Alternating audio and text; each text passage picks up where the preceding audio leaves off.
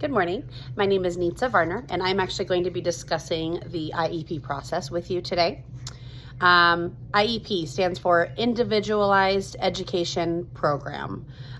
In order for that to happen, they first must start with an evaluation. So before a child is able to receive special education and related services, an evaluation must take place to see whether a child has a disability and if they are eligible for special education. The parent must give full consent in order for this to happen.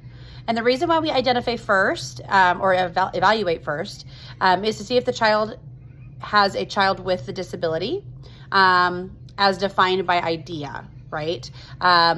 Next, we'll gather information that will help determine the child's educational needs. And then lastly, it'll guide in the decision-making process about the appropriate educational programming for your child. The IEP referral process, there's 7 steps. First is the pre-referral, which is where teachers create interventions to try to help within the classroom to see if they can attempt to intervene and provide other sources for the child so that they can learn successfully. Then they will move on to the referral stage. If that's not successful, then they are referred for special education. Then identification. After the referral has been completed, an assessment is done to identify the needs for the student. Eligibility, all the information that has been gathered during the assessment will be used to determine if the child qualifies or is eligible for SPED services. Then the development of the IEP is started. So the multidisciplinary team will meet to discuss the services that should be provided for the child. Then implementation, and then evaluation and reviews, of course. Eligibility determination.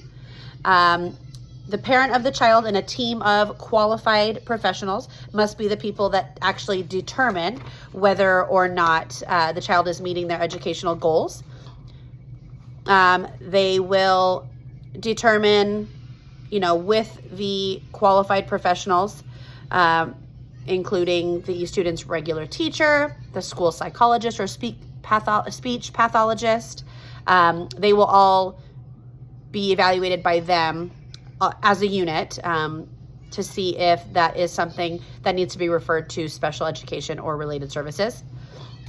There are a few components within the IEP, a statement of measurable goals, both academic and functional, a description of the progress being made to achieve those goals, a statement of the SPED and related services and supplementary aids and services that will be provided to the actual child, a statement of the program modifications that need to be made, an explanation of the extent to which the child will not participate with non-disabled children in the regular class and in extracurricular and non-academic activities, if any.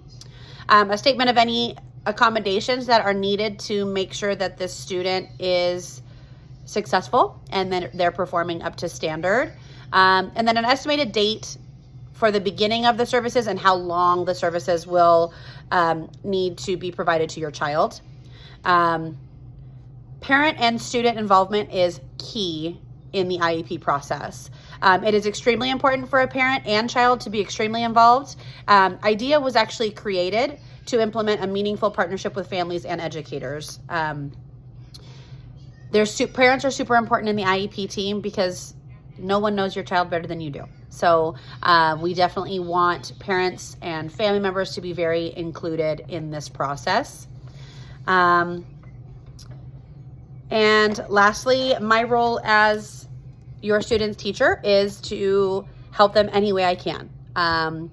Everything that happens within the school and, relating to your child with the IEP process is very confidential, private. It is something that I will only be discussing with you and with the IEP team, so our school psychologist or our SPED team in general. I value the relationship that I have with your child and with you. So anytime you have any concerns or any questions, I will help you as much as I can or as best as I can. I'd love to help provide resources for you if you need them. I know this process is very overwhelming. So just know that I am here and I am part of the team, and I want to advocate for your child as much as possible. So thank you for listening, and I look forward to talking with you and working with you soon.